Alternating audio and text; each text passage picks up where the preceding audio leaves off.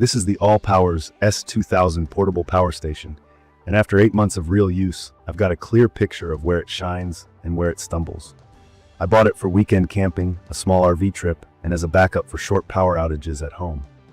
Key features that drew me in were the 1500 watt battery, a pure sine wave inverter rated at 2000 watts with a 4000 watt surge, 4 AC outlets, 2 100 watt USB-C ports for laptops, several USB-A ports, a 12-volt car socket, Bluetooth control, and MPPT solar support up to 500 watts with a wide 12 to 70 volts input range. On paper, it covers almost everything I'd want in a mid-sized portable power station, and the 32-pound weight is pretty manageable for the capacity. From my experience, the power delivery is the headline. A 1500 watt battery means you can run a 150 watt device for around 8 to 9 hours in ideal conditions, but real-world usage factors in inverter losses and fan draw, so I plan around 6 to 7 hours to be safe. The inverter has handled every big startup load I've thrown at it. A fridge compressor kicking on, a coffee maker, and a space heater that briefly spikes above 2000 watts before settling. It didn't blink when I ran a treadmill and a TV together as a test. Pure sine wave means it's safe for sensitive electronics like laptops and routers, and I haven't seen any weird flicker or buzzing. Charging flexibility is a strong suit. On AC, it pulls about 400 and goes from low to full in roughly 4 to 5 hours. If I combine wall power with solar, what ALLPOWERS calls dual charging, I see around 800 to 900 watts total going in, which is fast. That's been a lifesaver when I only had a small window before heading out. With solar only, the MPPT controller has been solid. I run a 400 watts array and typically see 300 to 360 watts in good midday sun, which tops it off in a handful of hours from partial discharge. The wide voltage range makes pairing panels easy without juggling a bunch of weird adapters. In my opinion, this is one of its best traits for off-grid days. The user interface is simple and easy to read. The big screen shows battery percent, input-output wattage, and an estimated time remaining. I like that I can quickly check the numbers, especially when I'm trying to balance a cooler, lights, and the occasional work tool. The app is useful for basic monitoring and toggling outputs, but it's not perfect. Bluetooth sometimes drops while charging, and there's a quirky bug where the time remaining estimate can look wrong during charge. I've had the AC power button on the unit need a second press here and there. None of this is a deal breaker, but it's not as polished as I hoped. Let me talk about noise and build, because those are the two things I questioned at the start and still think about now.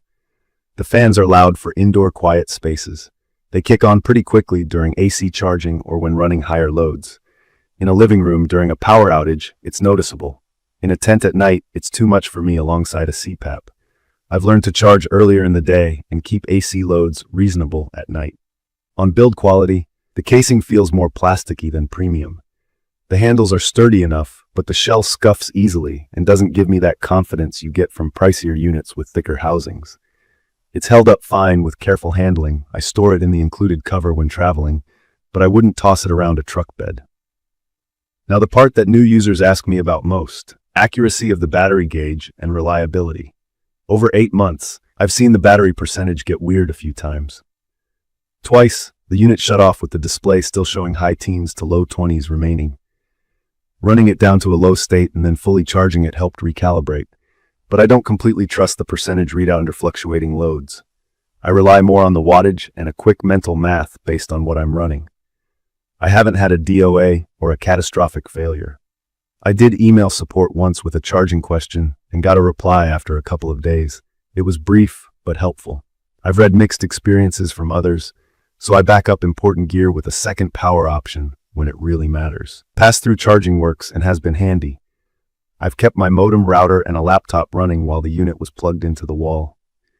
There can be a momentary flicker when AC input drops, so I wouldn't use it as a primary UPS for a desktop that hates even tiny interruptions, but for general use it's fine. The unit gets warm under heavy load, and the fans are aggressive, which I'll take as a sign the cooling is doing its job. But again, it's not quiet. It's perfect for short camping weekends, tailgates, a couple of tools at a job site, and brief outages where you want to keep a fridge cold, charge laptops, and run lights or a TV. I've pushed it with a microwave for quick meals and a coffee maker most mornings while off-grid, and had no issues with the inverter. For new folks, here's a quick explanation of a few terms you'll hear a lot. Pure sine wave means the AC power is smooth and safe for electronics. Surge is the quick burst of power needed to start motors. MPPT is the smarter solar controller that squeezes better efficiency from panels. Watt-hours WH measure stored energy, and watts W measure how fast you use it. I'd recommend this for people who value high output and flexible charging more than they care about quiet fans or premium materials. If you want to run a space heater or a big coffee machine in a pinch, this will do it. If you need an affordable way to add serious capacity to an RV or cabin with solar top-ups, it's a strong fit. From my experience, it struggles most with user-facing polish. The app can be flaky, the fans are loud, and the battery gauge isn't always trustworthy. If you're powering medical devices or you need rock-solid reliability every day, I'd look at alternatives with Life PO4 batteries and quieter thermal design, even if they're heavier or cost more. Battery chemistry matters, so here's the simple take. The S2000 uses a higher energy density lithium chemistry that helps keep weight down.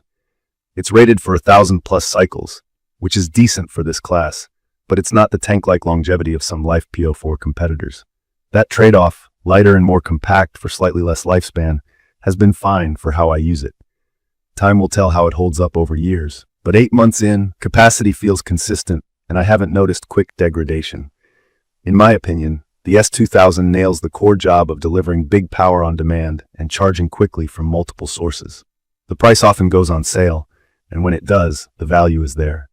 The areas that could be better are refinement, noise, and a more accurate state of charge readout. None of those stop me from using it a lot, but they're worth knowing before you buy. In conclusion, this is a strong performer with real-world quirks. If you're okay with the fan noise and can live with an occasionally fussy app and battery gauge, you get a lot of capability in a portable package that's easy to move and quick to recharge. It has powered my camping trips, covered a few outages at home, and handled high-draw appliances without complaint. I'd recommend this for weekend adventurers, DIYers, and anyone who wants fast, versatile charging and 2,000 watts of steady output without dragging around a much heavier unit. If you found this helpful, subscribe for more practical, no-nonsense gear reviews, and leave your questions or your own experience with the S2000 in the comments. Thank you for watching.